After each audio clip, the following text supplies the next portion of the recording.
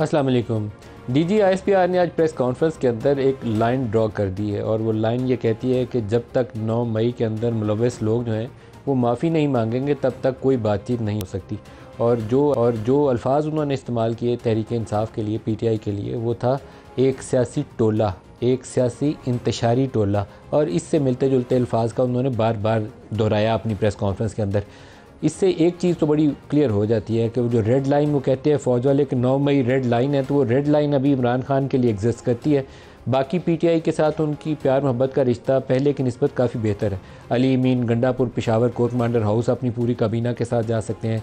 कई इनके और लोगों के मुतल्लिक़ इतलात आती हैं कि किसी न किसी इस्टेब्लिशमेंट के ऑफिसर के साथ उनका बराह रास्त या बिलवास्ता रब्ता रहता है। एटलीस्ट पाकिस्तान तहरीक इंसाफ के अंदर मौजूद जो 3-4 ग्रुप हैं वो एक दूसरे के ऊपर इल्ज़ामात लगाते हैं कि ये इस्टेब्लिशमेंट से मिलता है, वो इस्टेब्लिशमेंट से मिलता है। लेकिन एक शख्स जिसके ऊपर वो कहना चाहिए सुर्ख लकीर लगी हुई है अभी, उसका नाम है इमरान खान।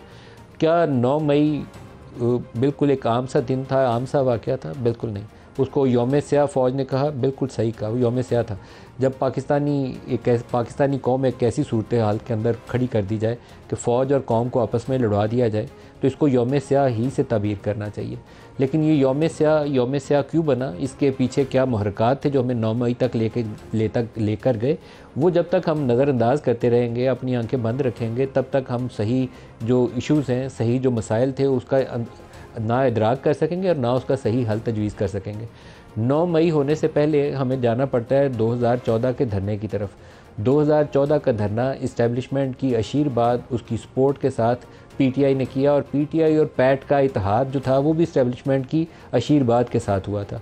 पार्लिमान के ऊपर चढ़ाई जब की गई, तो पार्लिमान के ऊपर चढ़ाई हो या पीटीवी स्टेशन के ऊपर हमला हो, इसके पीछे भी ब्लेसिंग्स मौजूद थी।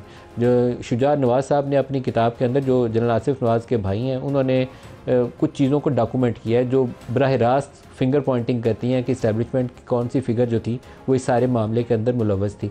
और इसमें कोई शक व शुबा था ही नहीं। उस वक्त की जब हम PMLN की हुकूमत से पूछते थे तो हमें बाद में ये भी पता चला कि एक स्टेज के ऊपर उस वक्त के वज़ीर-ए-आज़म नवाज़ शरीफ ने आर्मी चीफ़ जनरल राहील शरीफ को बुलवाकर कुछ जो रिकॉर्डेड ऑडियोज़ थी उनका हवाला दिया, और वो रिकॉर्डेड ऑडियोज़ जो थी वो उस वक्त निशानदेही करती थी। जो हमें इत्तला मिली वो जनरल ज़हीरुल इस्लाम जो उस वक्त DGI थे उनकी तरफ उनका इशारा था कि ये उनका रोल है इस धरने को सपोर्ट करने के मामले के ऊपर। इसके ऊपर एक बयान दिया एक वज़ीर ने, मुशाहिदुल्लाह खान, अल्लाह उनकी मग़फ़िरत करे, अब इस दुनिया में नहीं है, उनकी वज़ारत से छुट्टी करवा दी गई कि क्यों ये बयान दिया। एहतसाब का निज़ाम अगर शुरू करना है आपने, 75-76 सालों में लगे रहेंगे तो फिर तो ट्रक की बत्ती है, नतीजा नहीं निकलेगा। सिर्फ 10 साल सामने रख लें, 2024 में खड़े, 2014 से शुरू कर लें। आज DG ISPR ने अपनी प्रेस कॉन्फ्रेंस में भी कहा है। बताइए कि कौन सा फ़र्द था, कौन सा सोच थी जो नया पाकिस्तान बनाने के लिए जिसने मास्टर प्लान तैयार किया था। अक्टूबर 2010 या अक्टूबर 2011 लाहौर में PTI के जलसे से इस सफ़र का आगाज़ हुआ था। 2013 के इंतखाबात में KP की हुकूमत PTI को दिलवाई गई थी, और उसके बाद जो धरना अगस्त 2014 में शुरू हुआ उसका पर्पज़ एक था कि ज़लीलो रुसवा करके नून लीग को इक़्तिदार से बाहर फेंकना। ये धरने वाले पार्लिमान के अंदर घुस जाएंगे और घसीट के बाहर लाएंगे नवाज़ शरीफ को, और वो किसी को मुंह दिखाने के काबिल नहीं रहेगा, और यूँ इक़्तिदार से छुट्टी हो जाएगी और नया पाकिस्तान जो है उसका सफ़र शुरू होगा। और नए पाकिस्तान की प्लानिंग क्या थी? प्लानिंग ये थी कि 10 साल इमरान खान कम से कम रहेगा, एक हाइब्रिड सेटअप होगा, सामने ये पॉपुलर फेस है, खिलाड़ी है इंटरनेशनल, सामने ये रहेगा, पीछे से हम पाकिस्तान को चलाएंगे। 2014 के धरने में वो ख्वाहिश पूरी नहीं हुई, किसी ना किसी तरीके से बचत होगी। पार्लिमान ने लाइव सेशन किया और वो कोशिश नाकाम होगी। इमरान 126 दिन यहाँ बैठे रहे, लेकिन बाद में वो इज़्ज़त बचाने के लिए बैठे हुए थे कि उन्हें फेस सेविंग मिल जाए यहाँ से उठने के लिए। APS अटैक हो गया, और APS अटैक में जब जनरल राहील शरीफ ने इनको इकट्ठा बिठाया तो उस वक्त इमरान खान उठ के गए। लेकिन किसी ने आज तक ये बताने की कोशिश की कि PTV स्टेशन का असल अटैक करने वालों के पीछे प्लानर कौन था? PTV स्टेशन हो या पार्लियामेंट हाउस हो, कौन था जो वो गैस कटर लेकर आ गए थे और वो पार्लिमान की तरफ जाने वाली ऊपर वो जो जंगले थे उसको काट के आगे जाने की कोशिश कर रहे थे? कभी सच्चाई बता दें, सच्चाई बताएंगे तो सफ़र आगे का जाने का आसान हो जाएगा। Imran Khan as a tool use हुआ उस सारे मामले के अंदर, पूरा कसूरवार है 100%। जैसे नवाज़ शरीफ IGI के बेनिफिशरी के तौर पर 100% कसूरवार है, IGI बनवाने वाली इस्टेब्लिशमेंट थी। इमरान खान 2014 का 100% कसूरवार है, पीछे इसके जो मुहर्रिर थे उसका भी नाम लें, उसका एहतसाब करें। नहीं करेंगे तो 9 मई को रूल आउट मत करिए ये हमारी तारीख भरी पड़ी है। यहाँ सुप्रीम कोर्ट में भी स्टॉर्मिंग का वाक़या हुआ था, फिर फैज़ाबाद धरना 2017 में करवाया गया था। कभी सच्चाई जानने की बताने की कोशिश की। आज DGISPR ने कहा कि वो जो पेशावर की पूरी हुकूमत थी वो आके इस्लामाबाद पे धावा बोल रही थी।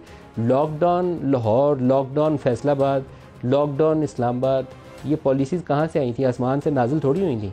पीछे बैक कौन करता था?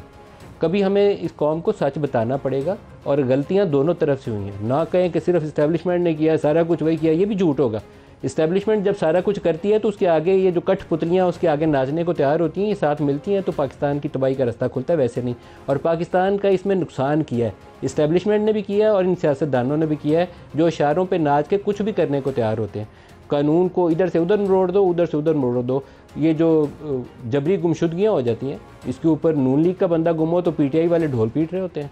अब PTI के बंदे अंदर बंद हैं तो नून लीग वाले खामोशी से खुशी के शादियाने बचा रहे हैं। इससे ज़्यादा बेवकूफ़ सियासतदानों में कोई हो ही नहीं सकता जो अपने मुखालिफ की इस तरीके से गुमशुदगी के ऊपर तालियां पीट रहा होता है। ये नहीं सोचता कि कल को हुकूमत मेरी गिरी, इनकी बारी आई तो मैं भी ऐसे गुम हो जाऊंगा। हुआ है पीछे नून लीग के साथ, पीपल्स पार्टी के साथ, अब PTI के साथ हो रहा है, कल इनके साथ फिर होगा जो आज इक़्तिदार में है।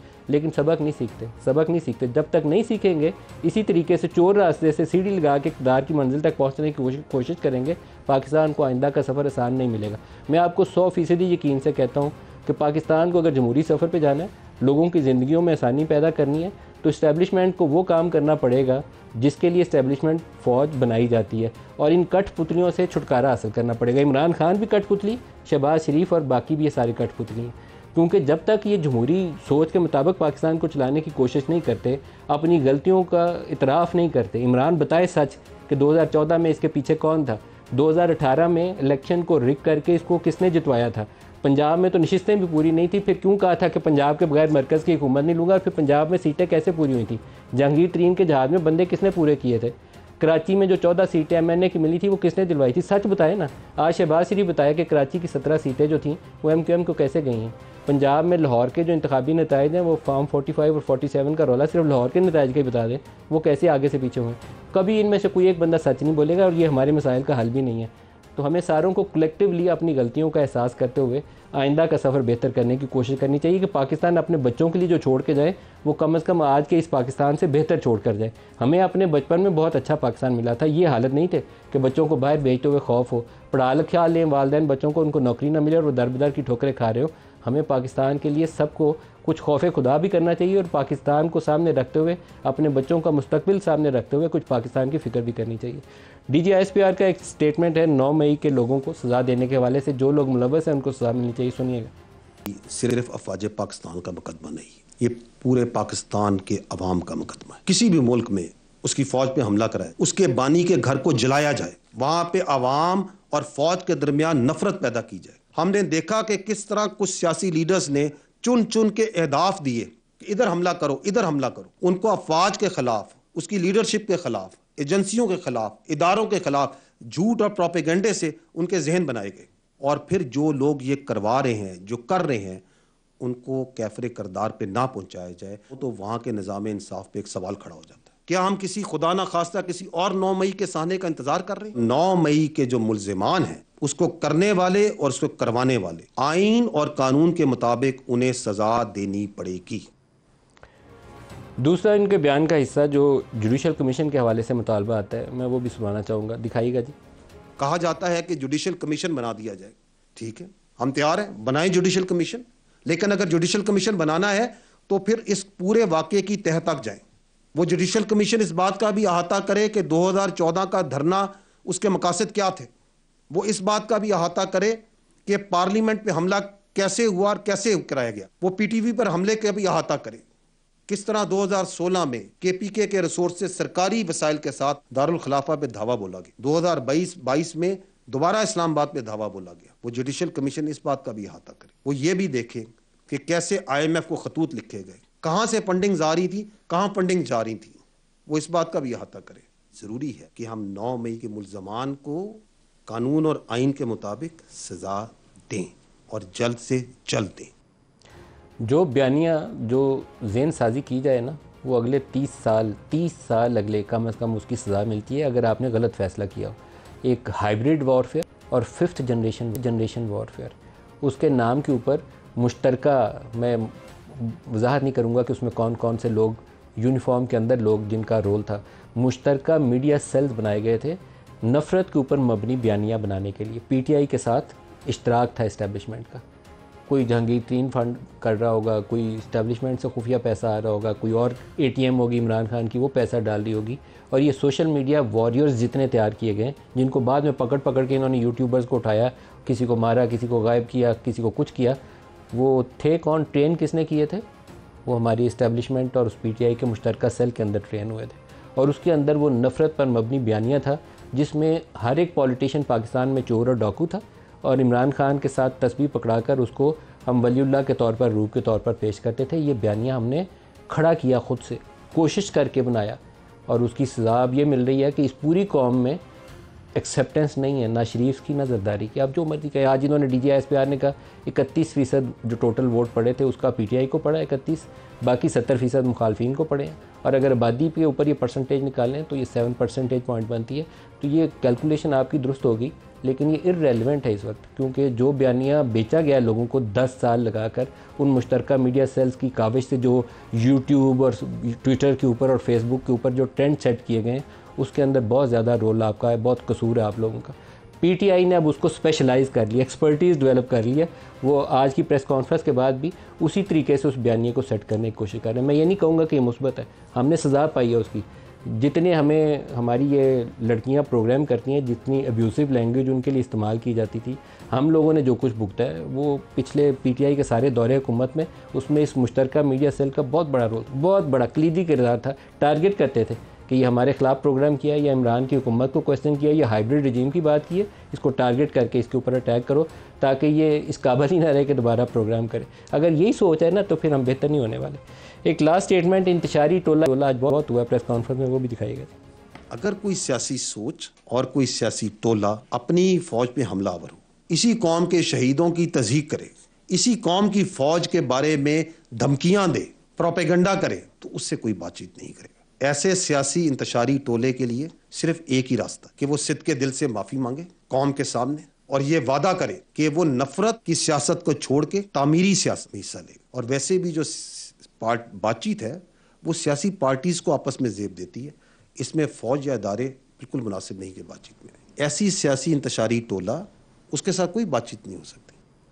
फ़ौज की कभी भी इज़्ज़त के ऊपर हर्फ नहीं आना चाहिए, ना किसी आर्मी चीफ़ के ख़िलाफ़ कॉन्स्पिरेसी करनी चाहिए। मेरी ज़ाती राय में, मैं हो सकता है 100% गलत हूँ, लेकिन 9 मई के मुतल्लिक़ मेरी राय यह है कि पीटीआई के जो भी हैंडलर्स थे ना उस वक्त, उनकी सोच ये थी कि आप ये 9 मई करें, मिलिट्री इंस्टॉलेशंस पे जाएं, कोर कमांडर है, GHQ है, ISI के ऑफिस हैं। ये जो जनरल आसिम मुनीर है, ये तो आर्मी चीफ रह ही नहीं सकेगा, उसके बाद इसकी अथॉरिटी चैलेंज हो जाएगी। ये सोच कार फरमा थी, ये मेरी एज ए जर्नलिस्ट यही अंडरस्टैंडिंग है। और इसके पीछे मैं इस पर भी कन्विंस हूँ कि पीटीआई के वो वाले हैंडलर्स जो 2014 से इसके साथ थे, उसमें से कुछ के आशीर्वाद अभी भी साथ होगी, कुछ उसके बाद भी रहे, कुछ अभी रिटायर हुए रिसेंट पास में, तो उनकी आशीर्वाद शामिल थी। तो ये पाकिस्तान के साथ ज़्यादती है, पाकिस्तान से दुश्मनी है। जिन अरब स्प्रिंग के नाम पर जिन अरब रियासतों के अंदर हमने तबाही होती देखी ना, वहाँ सबसे पहले फ़ौज के इदारे को टूटता हुआ देखा। फ़ौज कमज़ोर नहीं होनी चाहिए, सिर्फ फ़ौज को सियासत में मुदाखलत और हुकूमत बनाने और गिराने के अमल से दूर हो जाना चाहिए। आज के प्रोग्राम में जो हमारे साथ शुक्र है आबिद शेर अली साहब PMLN से, उन्हीं से स्टार्ट करते हैं। आबिद साहब, बहुत शुक्रिया, आप हमारे साथ शामिल हो रहे हैं। आज बड़ी धुआंधार प्रेस कॉन्फ्रेंस थी सर, आपका रद्द-ए-अमल क्या है? बहुत शुक्रिया मलिक साहब। ये एक मैं समझता हूँ DGISPR की तरफ से, फ़ौज की तरफ से एक चार्ज शीट है मुकम्मल तौर पे पीटीआई के शरपसंदों के ख़िलाफ़, जिन्होंने पाकिस्तान को तकसीम किया। उनकी जो गुफ्तगू आपने भी अभी सुनवाई है, उसमें उन्होंने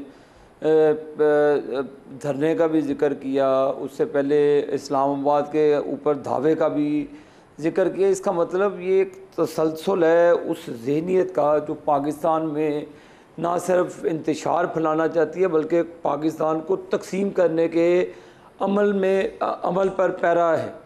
ये इस पे कोई बात किसी से छुपी नहीं है कि जिस अंदाजे से पीटीआई के लोगों ने, इनके लीडरशिप ने आर्मी इंस्टॉलमेंट्स पे हमला किया, इमरान खान के भांजे ने एक स्टिक के ऊपर आर्म फोर्सेस की यूनिफॉर्म को लटका कर घुमाया और जिस तरह के उसकी तजलील की। फिर आप मियाँ वाली में चले जाएँ, एयरफोर्स की जो तनसीबात हैं उसके ऊपर चढ़ दौड़े। तो ऐसे ऐसे लग रहा था कि कोई भारतीय लोगों ने पाकिस्तान पर हमला कर दिया है।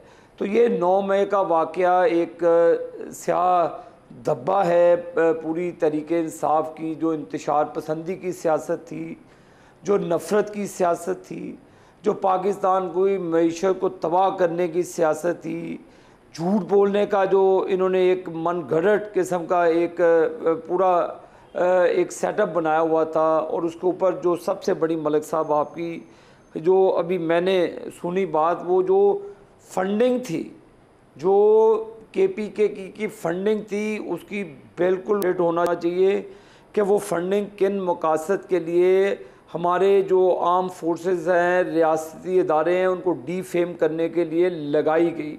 उस पैसों को बाहर से भेजा गया। एक LCC एक कंपनी है अमेरिका की, उसको हायर किया गया। हायर करके इन्होंने पाकिस्तान के ऊपर जहर उगला। उसके बाद सबसे बड़ा जुर्म है, इन्होंने IMF को ख़त लिखा है, ये भी DGISPR ने अपनी बात में कहा।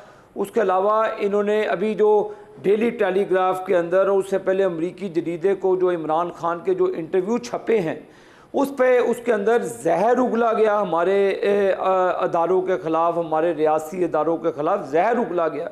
तो मलिक साहब हमारे पे भी बहुत सारे ऐसे गिले शिकवे हैं, हमारे पे भी बहुत सारे वार हुए, मेरी लीडरशिप को एग्ज़ाइल पे भेजा गया, लेकिन कोई इस तरह की नेगेटिव पॉलिसी या स्टेटमेंट बाहर की दुनिया को इन्वॉल्व करना, जहाँ उनको इस तरह की स्टेटमेंट कराना। आपकी लीडरशिप को एग्जाइल पे किसने भेजा था अभी सर? सर सुने सर, आपके लीडर को किसने एग्जाइल पे भेजा था सर? मेरी यार सुने। नवाज शरीफ साहब का लॉन्ग मार्च शुरू हुआ इस्लामाबाद से। नवाज शरीफ को पाकिस्तान से बाहर किसने भेजा था 4 दिन?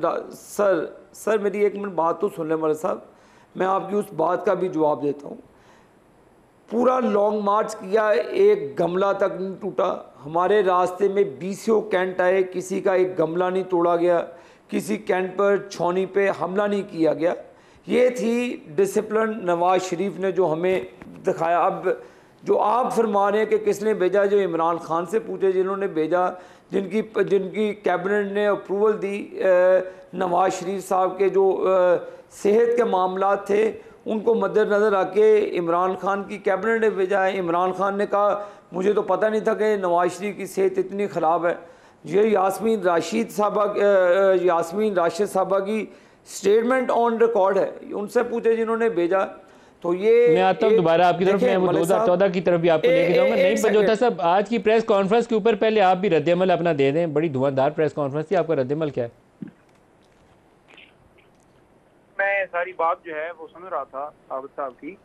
पहली बात तो यह है कि 9 मई को मैं खुद खान साहब के इस्लामाबाद हाई कोर्ट के अंदर मौजूद थे। हम सबसे पहला जो हम जिसने CCTV फुटेज चुराई है वो इस सारे 9 मई के करवाने वाला है। CCTV फुटेजेस हाई कोर्ट से चुराना, CCTV फुटेजेस जो है कोर कमांडर हाउस से चुराना, जहां पर सारे उस कमरे ने और कैसे गैर कानूनी गैर आईनी हुए खान साहब को, एक मुस्लिम उम्मा के लीडर को, सबसे बड़ी पार्टी के सरबराह को कॉलर से पकड़कर घसीटते हुए लेकर गए, जबकि वो खुद सरेंडर कर चुके थे उस अदालत में जमानत के लिए। और जानबूझकर उन्हें उस कमरे में लाया गया कि जाके वो बायोमेट्रिक करवाएं। हालांकि बायोमेट्रिक सिर्फ इसलिए करवाई जाती है कि कोई गलत दरखास्त जो है दायर ना हो, और उसकी ऐसी दरखास्त की कोई गलत दरखास्तें दायर को रोकने के लिए ये सारा प्रोसेस किया जाता है। और खान साहब को गेट के बाहर उतार कर व्हील चेयर के ऊपर लेकर गए, हालांकि उनके ऊपर वजीराबाद में हमला हुआ था। और जिन लोगों ने शीशे तोड़कर खान साहब को वहां से जिस अंदाज से गिरफ्तार किया, हमें डंडे मारे गए, हमारे साथ दीगर लोग मौजूद थे वहां डंडे मारे गए, तो उनके खिलाफ क्या कार्रवाई हुई है जिन्होंने शीशे तोड़े थे? आप 9 मई वाले वाक़े की मजम्मत करते हैं और उसके अंदर जो वर्कर्स आपके शामिल थे, क्या उसके लिए माजरत खा है? देखिए, पहली बात तो यह है कि खान साहब ने खुद ये कहा कि जो जलाओ गिराव हुआ, जो ये सारा मामला हुआ, उसके ऊपर खान साहब ने खुद जो है वो कंडेम किया। और दूसरी बात ये है कि खान साहब ने हमेशा कहा कि ये फौज हमारी है, ये अदारे हमारे हैं, ये मुल्क हमारा है। और खान साहब की जो तो नईम साहब आप पूरा सियाको सबाक तो आपने दे दिया, तो बराह रास्त कह दें कि पाकिस्तान तहरीक इंसाफ 9 मई के वाक़यात की पुरजोर मजम्मत करती है, जलाओ घिराव की पुरजोर मजम्मत करती है, बराह रास्त कह दें। बिल्कुल जी, जलाओ घिराओ जिसने किया, हम तो बिल्कुल वाज़ेह तौर पर सुप्रीम कोर्ट के अंदर इस हवाले से हमने रजू किया है कि उनके खिलाफ कार्रवाई तो सर कह देना पाकिस्तान है। तहरीक इंसाफ 9 मई के जलाओ घिराव की मजम्मत करती है, ये जुमला बोल दें। सारा प्लान किया और एक पार्टी को जिस तरह डिसमेंटल किया गया, जिस तरह से अटैक किया गया, खान साहब ने तो सर मैं आपकी सारी बातें सुनी है, लेकिन आप मेरे सवाल का जवाब दे देना। आप कह रहे हैं कि हम मजम्मत करते हैं, तो पूरा जुमला बोल दें कि पाकिस्तान तहरीक इंसाफ 9 मई के जलाओ घिराव की मजम्मत करती है।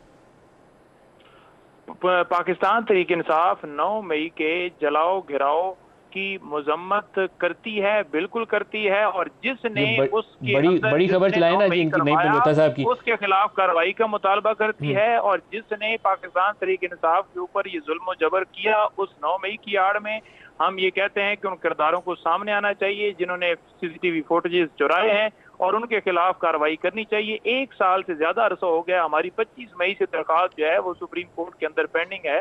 जुडिशल कमीशन की आज बात की जा रही थी, तो हम तो कह रहे हैं, हम तो पहले दिन से गए हुए हैं कि बिल्कुल जी जुडिशल कमीशन बनाया जाए। और वैसे इसके ऊपर बहुत ही अच्छा हो, काजी फायज ईसा, अतर मनिल्ला, जस्टिस मंसूर या अफरीदी बड़े तगड़े जज हैं माशाल्लाह। ये सारे ये लाइव यूट्यूब के ऊपर जुडिशल कमीशन बनाएं और लाइव यूट्यूब के ऊपर लोगों को दिखाएं सवाल जवाब। मैं सच्चाई चाहता हूं कि पाकिस्तानी कौम को बताई जाए। आपका भी कसूर है इसके अंदर, आप कहें कि बड़े बड़े मासूम बच्चे हैं तहरीक इंसाफ वाले, तो बात दुरुस्त नहीं है। 4 वाक़यात हैं जो 10 अप्रैल 2022 आप कैंटोनमेंट्स के बाहर गए और GHQ के बाहर गए। जनरल बाजवा के खिलाफ नारेबाजी की रिकॉर्डिंग थी, हम चला नहीं सके PTV के ऊपर, अपने किसी चैनल के ऊपर नहीं चला सके, पाबंदी थी, चलाते तो वो चीफ के खिलाफ नारे लग रहे थे। फिर आप 25 मई 2022 को दूसरी दफ़ा दोबारा गए, कोर कमांडर पेशावर के घर भी गए, आग जलाओ भी हुआ, GHQ के बाहर भी जाके गंदे बेहुदा नारे लगे। फिर उसके बाद वज़ीराबाद 3 नवंबर 2002 दोबारा आप गए, मिलिट्री इंस्टॉलेशंस के बाहर गए। और फिर ये चौथा मौका था जब आप गए और इस दफ़ा उन्होंने पकड़ लिया आप लोगों को, क्योंकि इस दफ़ा तोड़ फोड़ ज़्यादा हो गई थी। चकदरा किला के ऊपर जो कुछ हुआ, बाला हिसार के ऊपर जो कुछ हुआ, कोर कमांडर हाउस लाहौर के ऊपर जो कुछ हुआ, तो 4 वाक़यात हैं, डॉक्यूमेंटेड है, वीडियो की रिकॉर्डिंग मेरा ख्याल है हमारे अपनी आर्काइव में भी पूरी पड़ी होगी। जनरल बाजवा के ऊपर जो नारे थे हम चला नहीं दे सकते, उस वक्त वो आर्मी चीफ थे, नहीं तो मैं चला देता शाम को वीडियो, उनके मतलब बड़े नामनासिब नारे थे। मैं बिल्कुल आपकी बात जो है वो सुन रहा हूँ जी। देखें, बात यह है कि जो उस दिन भी आपने देखा कि 9 मई को आपने कोई ऐसी एविडेंस देखी जिसमें आपने देखो कि खान साहब कह रहे हो कि जलाओ घिराव करो, यास्मीन डॉक्टर जो है यास्मीन राशिदा, उनकी वीडियो आपके सामने मंजर-ए-आम पर मौजूद है जिसमें बड़ा वो कैटेगोरिकली कह रही हैं कि कोई अंतर ना जाए। और सादा मलबूस कपड़ों के अंदर लोग जो हैं वो उतर रहे गाड़ियों से, जो उकसा रहे हैं के अंदर हैं। और हम ये कहते हैं कि अगर 100 बंदा अंदर गया है, 200 बंदा अंदर गया है, आग आप देखिए अंदर से लगी है, बाहर वाल को कुछ भी नहीं हुआ कोर कमांडर हाउस की। और जो लोग अंदर गए हैं उनकी निशानदेही करके जो आपके आपके लोग जो अंदर थे सर, उनकी कोर कमांडर से गुफ्तगू की वीडियो भी रिकॉर्डिंग मौजूद है। फैसले सुनाए, कर्नल नहीं पंजोता साहब, आपके लोग जो कोर कमांडर हाउस में चले गए थे अंदर, वो वहाँ कोर कमांडर मौजूद है अपनी अहलिया के साथ और उनको समझा रहे हैं कि बाहर चले जाओ। उनकी भी वीडियो पे तस्वीरें और उनकी प्रेजेंस वहाँ एस्टेब्लिश्ड है, कोई ख्याली नहीं है, किसी ने मैन्युफैक्चर नहीं किया ये बात। ये मैं कहूँ कि सारा फॉल्स फ्लैग था, झूठ हो गई, बात दुरुस्त नहीं है। ब्रेक करीब आ गया जी, मेरे प्रोड्यूसर साहब नाराज हो, ले लें ब्रेक से वापसी पे और बात करते हैं।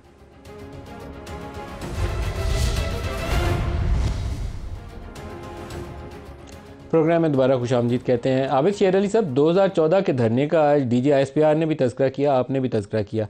आप बताएंगे कि 2014 के धरने के पीछे कौन था? जब पार्लियामेंट हाउस पे ऊपर भी अटैक हुआ, PTV स्टेशन पे भी अटैक हुआ, उसके प्लानर्स कौन थे? उसके पीछे इस्टेब्लिशमेंट का कौन से शख्सियत थी जिसकी मदद हासिल थी? आपने देखे काजी फायज साहब की जो चीफ जस्टिस हैं, उन्होंने अदम इत्मीनान का इजहार किया जो धरने की रिपोर्ट आई, और उन्होंने वाज़ेह अल्फाज में कहा कि आप चंद चेहरों को बचाना चाहते हैं। तो ये बड़ी एक गहरी बात थी। उस बात से पहले मैं सिर्फ मलिक साहब एक मिनट लूँगा। मोहतरम जनाब पंसोता साहब माशाल्लाह वकील भी हैं पेशा के हवाले से। आप पंजोता साहब का भी जवाब दीजिएगा, लेकिन मुझे आप ये बताएं कि 2014 के धरने के पीछे कौन था? आप लोग हुकूमत में थे, सच्चाई बताना आपका भी फर्ज है। सुप्रीम कोर्ट के जो वाज़ेह अहकामात हैं, एक जो रिपोर्ट वहाँ पर फैक्ट फाइंडिंग एक कमीशन बनाया गया है, कमीशन ने जो गलत फैक्ट्स दिए उस पर सुप्रीम कोर्ट वो फैजाबाद धरने के ऊपर बनाया गया। वो फैजाबाद धरना 2017 में हुआ था। ये 2014 के मैं D चौक के धरने की बात कर रहा हूँ, इसके पीछे कौन था? उस वक्त ये पीटीआई और पैट को, पाकिस्तान अवामी तहरीक को किसने इकट्ठा किया था? उसमें जनरल पाशा साहब लेकर आए थे इनको, उस वक्त आपको नहीं पता? वो तमाम वो जनरल पाशा साहब उस वक्त रिटायर हो गए थे ये फिर जी, लेकिन उनके वो जो वो जनरल ज़हीरुल इस्लाम साहब थे, किसको नहीं पता? मैंने वो फ़ायदा वो जिसको पता है वो आपको भी पता है, मुझे भी पता है, हर चीज़ को पता है कि किस। तो फिर आपकी हुकूमत ने उनके खिलाफ कार्रवाई क्यों नहीं की? आपको अगर पता था तो उस वक्त चाहिए था पार्लियामेंट उनको डिस्कस करती है और उसके ऊपर कार्रवाई करती। उस वक्त देखे, उस वक्त उसके बाद नवाज शरीफ साहब को उतारा गया, फिर उसके बाद काजी फायजी नवाज शरीफ साहब 2017 में उतरे सर, ये 2014 में धरना हुआ था, 3 साल वो हुकूमत में रहे हैं उसके बाद भी। फिर उनके ऊपर जैसे ताबड़तोड़ हमले किए गए। देखें, हमारी हुकूमत को डे 1 से ही कमज़ोर करने की कोशिश की गई, जिसको इमरान खान को एक मोहरा बनाया गया, धरने करवाए गए, नवाज शरीफ को गालियाँ दी गई, नवाज शरीफ को गिरफ्तार से पकड़ के प्राइम मिनिस्टर। देखें, ऐसे कभी हिस्ट्री में नहीं हुआ। टीवी चैनल्स पूरे उनके ही माँ पे थे। मलिक साहब आप भी बता देना, फिर टीवी चैनल्स पे तो आप भी बैठते थे। मेरे भाई, आपको भी पता है कि आपके मालकान किसके इशारे पे क्या कर रहे थे? क्या उनको नहीं पता था? मालकान का इशारा कोई नहीं था। डी चौक में आज भी ऐसी सिचुएशन होगी तो कैमरा लेके लाइव में खुद वहां जाके पहुंचाऊंगा। डी चौक में एक सिचुएशन थी, मालकान किसी के इशारे पे नहीं थे नाच रहे। आप लोगों को सच बताना चाहिए। मैं आपको सलाम पेश करता हूँ, आपने हमेशा सच बोला और सच ही का साथ दिया। नदीम मलिक साहब, इसमें कोई दो राह नहीं, आपका बेहद एहतराम है। आपने हमेशा बिल्कुल सच्ची बात की और खरी बात की, और यही वजह है कि आपकी सारे इज़्ज़त और एहतराम भी करते हैं। लेकिन जो धरने हमारे ख़िलाफ़ दिए गए, तो जो DGI-SPR की तवज्जो थी वो इमरान खान मोहरा था। इमरान खान और तारुल कादरी, जो फिर लंदन प्लान बना, लंदन प्लान को किस तरह फिर आगे लेकर ले जाया गया, किस तरह फिर तारुल कादरी के घर के बाहर वहाँ पे लोगों को मरवाया गया, किस तरह क्या करवाया गया, वो तो फिर मुहर्रकात सामने है।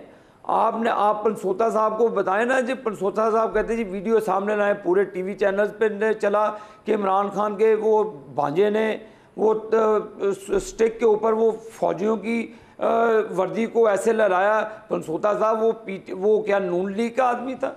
क्या वो उसको किसी कोर कमांडर के घर से भेजा था? जब जासमीन राशिद साहिबा लिबर्टी चौक में थी, उन्होंने जी कोर कमांडर के घर की तरफ चलें। जब लीडर एक कोर कमांडर के घर की तरफ ले जाए तो फिर आप किसको रोक सकते कि को अंदर ना जाए या बाहर ना आए? एक आप काम करवा रहे हैं, ऊपर से कहते हैं हम लाइलम हैं, ऊपर से आप कहते हैं, पहले कहते जी कि फौज ये जो न्यूट्रल होता है वो जानवर होता है। आपने डायरेक्ट अटैक किए फौज के ऊपर, आपने फौजी इदारों को बदनाम करने की कोशिश की। पंसोता साहब, बराए मेहरबानी, ये खेल अब बिकेगा नहीं ज़्यादा देर तक। आपके लीडर की स्टेटमेंट्स हैं, उसने खुद कहा कि अगर मुझे पकड़ा गया तो उसका खमियाजा फिर मुझे पकड़ने वाले भुगतेंगे। फिर वो भुगता पूरे पाकिस्तान ने खमियाजा, पूरी दुनिया में तमस्खर उड़ाया गया हमारे कौमी इदारों का। पंजोता साहब, पंजोता साहब, ये इस तरह जमहूरियत जो कुछ हो रहा है ना, जमहूरियत मजबूत नहीं हो रही। इससे 9 मई से भी जमहूरियत मजबूत नहीं हुई, शख्सी आज़ादियाँ भी सलब हो गई, कंप्रोमाइज़ हो गई जमहूरियत भी और शख्सी आज़ादियाँ भी। तो 9 मई मेरे ख्याल में बहुत बड़ा सानिया है पाकिस्तान की तारीख में। पता नहीं आप इसको कैसे देखते हैं, लेकिन हमने अपनी जमहूरियत का जितना बेड़ा अगर कर सकते थे ना 24 घंटे के अंदर, वो हमने 9 मई को कर दिया। तो इसको अब आगे कैसे लेके चलना है, ये आप सियासी लोगों का फ़र्ज़ है। आपस में बैठे साथ जोड़ें और रास्ता निकालें। देखें, जिन लोगों ने जो है ये सारा किया तो उनसे पूछे ना जी, जिन लोगों ने किया है। पहली बात तो ये है कि आप एक गैर कानूनी काम करेंगे और एक सबसे बड़ी पॉलिटिकल पार्टी के सरबराह के साथ आप ऐसा सलूक करेंगे, तो मुझे बता दें कि क्या आईने पाकिस्तान के अंदर कहीं पे लिखा हो कि आप पुरअमन एहतजाज नहीं कर सकते? पुरअमन एहतजाज हर शहरी का हक है, किया जाता है। जलाओ गिराओ हक नहीं है किसी का भी। किला बाला साहब पे चढ़ के कोई ये किसी का हक नहीं है। चकदरा किले पे चढ़ जाए हक नहीं है। ISI के ऑफिस को अटैक कर दे वो हक नहीं है। मतलब ये आपको डिफरेंशिएट करना पड़ेगा ना सर। नहीं सर, नहीं सर, देखें, जलाओ घिराओ की कोई एक ऐसी एविडेंस दिखा दें। आप उस जज का फैसला भी पढ़ें जिसने जमानत दी और उसने कहा कि एक बंदा बिहाइंड द बार है, तो उसके पास ना फोन की एक्सेस है। कैसे ये तस्वर भी किया जा सकता? उसने कहा कि ये मुज़क्का खेज बात होगी कि वो कहा जाए कि इमरान खान साहब इसके अंदर जो 200 फौज की इंस्टॉलेशन के अंदर लोग गए थे वो सारे फरिश्ते थे उस दिन। 200 इंस्टॉलेशन पे जो लोग गए थे वो सब फरिश्ते थे। देखें आप, हमने अब 9 मई की कॉल दी है पुरअमन एहतजाज की। इससे पहले भी ये जो धांधली की गई उसके ऊपर भी हमने कॉल दी है, उसके बाद भी दी कि जब से जजेस वाला मामला आया तो उसके ऊपर आपने देखा कि पूरे पाकिस्तान में हमने कॉल दी। पहले ही बख्तरबंद गाड़ियां हर चौक में, हर शहर के अंदर खड़ी होगी जहां पर हमने एहतजाज करना था, हमें नहीं करने दिया गया। और यहाँ जहाँ पर जो रियासत है उसका दिल हो कि जितनी भी बड़ी जमात हो और उसको हमने रोकना है तो रोका जा सकता है। 9 मई आपने जानबूझकर ये सारा करवाया और उसके अंदर आप देख लें कि जब हमारे लोग जो हैं वो जा रहे थे तो आपने जानबूझकर रास्ते में किसी ने रोका? किसी ने कहा कि जनाब सर ये नईम पंजोथा साहब ऐसे ज़बरदस्त आदमी है, वो कह रहे हैं हमारे लोग जब जा रहे थे तो रास्ते में क्यों नहीं रोका? रास्ते में रोकना चाहिए था। कोई कमांडर हाउस के अंदर जाने के बाद उनको क्यों पकड़ा? तो माल रोड के ऊपर सर एक ब्रेक करीब आ गई है पंजोथा साहब, लेकिन आर्मी चीफ के खिलाफ मेरा ख्याल ये है कि जनरल आसिम मुनीर काबिल कबूल सिर्फ PTI को बल्कि कुछ और शख्सियात को जो अब रिटायर हो चुकी हैं। इससे पहले एक और कोशिश की गई थी, उनका नादरा का पूरा रिकॉर्ड चुराया गया था जिसमें उनकी फैमिली के फॉरेन विज़िट्स भी, उनकी बच्चियों की कहाँ शादी हुई है, उनके ससुराल वाले कहाँ रहते हैं, कोई जंग से ताल्लुक़ है या कोई ईरान गया है, और वो सऊदी अरब में और कई और दोस्त ममालिक में जाके बताने की भी कुछ कोशिश की गई थी। तो ये कोई सरप्राइज़ नहीं था 9 मई को जो कुछ हुआ, कोशिश पहले से हो रही थी। तो ये अच्छा नहीं हुआ। बहरहाल अब सीधा रास्ता निकालना है, अल्लाह पाक करे कि हमारे सियासतदान वो सीधा रास्ता निकालने में कामयाब हो जाए। ब्रेक आ गई है, ब्रेक ले लें।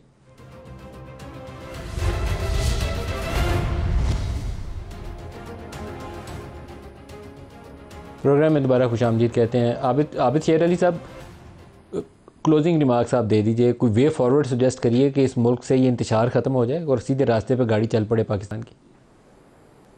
मलिक साहब मैं समझता हूँ कि इंतशार, अब इलेक्शंस हो गए, मिल बैठ कर पार्लियामान के अंदर कोई ऐसी पॉलिसी वज़ा करनी चाहिए जो पाकिस्तान के 26 करोड़ अवाम इनसे तवक्को करते हैं, अब तवक्कुआत पर पूरा होते हैं। पाकिस्तान की इंडस्ट्री का पहिया चलाएं, दुनिया से इन्वेस्टर आ रहे हैं उनको वेलकम करें, बजाय कि मुल्क को इंतशार की तरफ ले जाकर मुल्क को तकसीम करने की साजबाज करें। इनको KPK हुकूमत को भी होश के नाखुन लेना चाहिए कि एक गुंडागर्दी की बजाय रियासती जो ज़िम्मेदारी है आपको लोगों ने, KPK के लोगों ने दी है, उसको सही तरीके से इस्तेमाल करके पार्लियामान का फोरम इस्तेमाल करें, ना जजेस की कांट छान करें। आपको गुड टू सी यू कोई कहे ना कहे तो, लेकिन आप जुडिशरी की रिस्पेक्ट करें, आप अदारों को मिलान करने की साजबाज बंद करें। एक कौमी एजेंडा बनाना चाहिए मलिक साहब, तमाम पाकिस्तान की पॉलिटिकल पार्टीज़ को पार्लियामान के ज़रिए कोई ऐसे रूल्स बनाने चाहिए गेम के जो सब के लिए काबिल कबूल हो। और ये पाकिस्तान में जो बादल हैं, धुंध के बादल, ये ख़त्म होने चाहिए। पाकिस्तान की कौम को रास्ता देना चाहिए, उनकी मायूसियों को खुशियों की तरफ बदलना होगा। आबिद शेर अली साहब और नईम पंजोथा साहब, आप दोनों का बहुत साथ रहे। आज के लिए इतना इजाज़त दीजिए, अल्लाह हाफ़िज़।